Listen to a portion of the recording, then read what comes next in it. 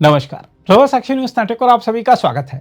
पाकिस्तान का दोस्त चीन एक बार फिर सुर्खियों में है क्योंकि वह इस सप्ताह शंघाई सहयोग संगठन यानी एससीओ के सदस्य देशों के शीर्ष राष्ट्रीय सुरक्षा अधिकारियों और रक्षा मंत्रियों का सम्मेलन आयोजित कर रहा है। इस सम्मेलन में भाग लेने के लिए जहां एनएसए अजीत डोभाल पहुंच चुके हैं, वहीं रक्षा मंत्री राजनाथ सिंह भी बुधवार को चीन के लिए उड़ान भरने वाले हैं। इस तरह एक और रक्षा मंत्री और एनएसए ने जहां चीन को समझाने के लिए कमान संभाल रखी है, तो दूसरी ओर विदेश मंत्री एस जयशंकर ने चीन को घेरने के लिए अमेरिका में पोजीशन ले ली है। देखा जाए तो भारत की यह त्रिमूर्ति चीन को समझाने और उसके नहीं समझने पर उस पर दबाव बनाने की योजना पर तेजी से काम कर रही है। हम आपको बता दें कि भारत और पाकिस्तान के बीच पिछले महीने चले सैन्य टकराव के दौरान पाकिस्तान की खुलकर मदद करने वाला चीन इस समय भारत से आंखें नहीं मिला पा रहा है।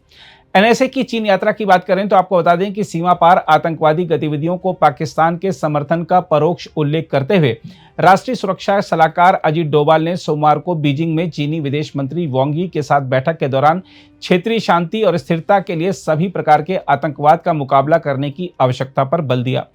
डोभाल ने आतंकवाद का मुकाबला करने पर ऐसे वक्त जोर दिया है जब लगभग 1.5 महीने पहले भारत ने 22 अप्रैल के पहलगाम आतंकवादी हमले के जवाब में कार्रवाई करते हुए पाकिस्तान में कई आतंकवादी बुनियादी ढांचे को नष्ट कर दिया था। डोभाल और वांग ने भारत चीन संबंधों के विभिन्न पहलुओं पर भी विचार विमर्श किया। हम आपको बता दें कि दोनों पक्ष पूर्वी लद्दाख सीमा गतिरोध के बाद संबंधों में आए तनाव को दूर करने के लिए प्रयास कर रहे हैं। विदेश मंत्रालय ने एक बयान में कहा है कि दोनों देशों ने भारत चीन द्विपक्षीय संबंधों में हाल के घटनाक्रम की समीक्षा की और लोगों के बीच अधिक से अधिक संपर्क बढ़ाने सहित द्विपक्षीय संबंधों के समग्र विकास को बढ़ावा देने की आवश्यकता को रेखांकित किया। बयान में कहा गया है कि एनएसए ने क्षेत्र में समग्र शांति और स्थिरता बनाए रखने के लिए सभी प्रकार के आतंकवाद का मुकाबला करने की आवश्यकता पर भी बल दिया।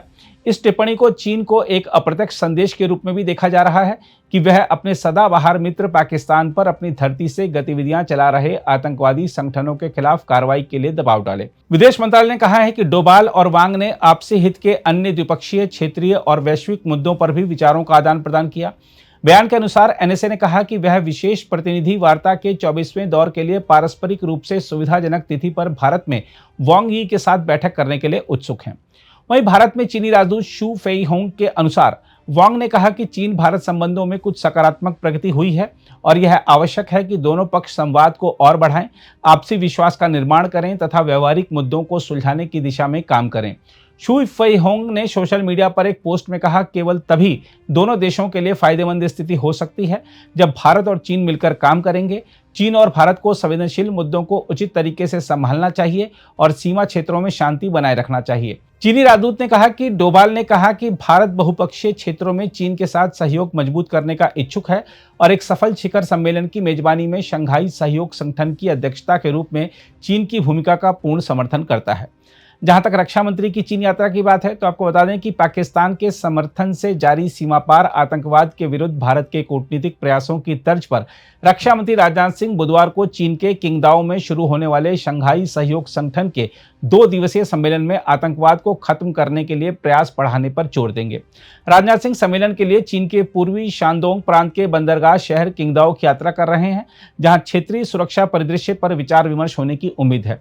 रक्षा मंत्री की आतंकवाद से निपटने के लिए अधिक क्षेत्रीय सहयोग का आह्वान करने की योजना पहलगाम आतंकवादी हमले के जवाब में भारत द्वारा पाकिस्तानी क्षेत्र में 9 आतंकवादी ठिकानों पर सटीक हमले किए जाने के लगभग 1.5 महीने बाद सामने आई है। हम आपको यह बता दें कि मई 2020 में पूर्वी लद्दाख में वास्तविक नियंत्रण रेखा पर सैन्य गतिरोध के बाद संबंधों में गंभीर तनाव पैदा होने के बाद से यह किसी वरिष्ठ भारतीय मंत्री की चीन की पहली यात्रा है। एक आधिकारिक वक्तव्य में कहा गया है कि राजनाथ सिंह के एससीओ के सिद्धांतों के प्रति भारत की निरंतर प्रतिबद्धता को रेखांकित करने, वृहद अंतर्राष्ट्रीय शांति और सुरक्षा प्राप्त करने की दिशा में भारत के दृष्टिकोण पर जोर देने और क्षेत्र में आतंकवाद और उग्रवाद को खत्म करने के लिए संयुक्त और सतत प्रयासों का आह्वान करने की उम्मीद है। बयान में कहा गया है कि रक्षा मंत्री एससीओ के भीतर अधिक व्यापार, आर्थिक सहयोग और संपर्क की आवश्यकता पर भी जोर दे सकते हैं। वह चीन और रूस सहित कुछ साझेदार देशों के रक्षा मंत्रियों के साथ द्विपक्षीय बैठकें भी करेंगे। रक्षा मंत्रालय ने कहा है कि भारत क्षेत्र में बहुपक्षवाद, राजनीतिक, आर्थिक और लोगों के बीच आपसी संपर्क को बढ़ावा देने में एससीओ को विशेष महत्व देता है। बयान में कहा गया है कि एससीओ संप्रभुता, राष्ट्रों की क्षेत्रीय अखंडता, आंतरिक मामलों में हस्तक्षेप नहीं करने, आपसी सम्मान, समझ और सभी सदस्य देशों की समानता के सिद्धांतों के आधार पर अपनी नीति का पालन करता है। उधर विदेश मंत्री एस जयशंकर की बात करें तो आपको बता दें कि 1 जुलाई को अमेरिका में क्वाड देशों के विदेश मंत्रियों की बैठक होनी है, जिसमें विदेश मंत्री एस जयशंकर भाग लेंगे। भारत, अमेरिका, जापान और ऑस्ट्रेलिया का फोकस चीन को घेरने पर रहेगा।